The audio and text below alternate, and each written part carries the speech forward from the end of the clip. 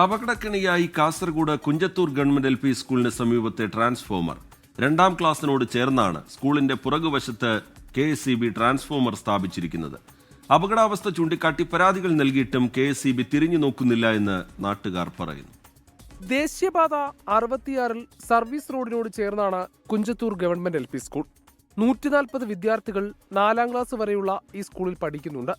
ദേശീയപാത നവീകരണത്തിന് ശേഷമാണ് സ്കൂളിന് സമീപം ഹൈ വോൾട്ടേജ് ട്രാൻസ്ഫോമർ സ്ഥാപിച്ചത്.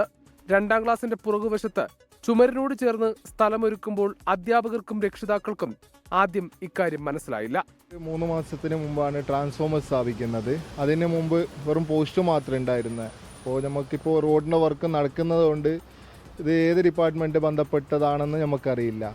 ട്രാൻസ്ഫോമർ സ്ഥാപിക്കുന്ന സമയത്ത് KSEB ഓഫീസറായിട്ട് ബന്ധപ്പെട്ടപ്പോൾ അവർ പറഞ്ഞ് ഇതിപ്പോൾ നമുക്ക് അവസാന സ്റ്റേജിലാണ് ഉള്ളത്, ഒന്നും ചെയ്യാൻ പറ്റൂല. ഇത് സ്കൂളിന് തീർച്ചയായിട്ടും ബുദ്ധിമുട്ടല്ല നേരിടുന്നത്. ചെറിയ കുഞ്ഞുങ്ങളാണ്, LP സ്കൂളാണ്.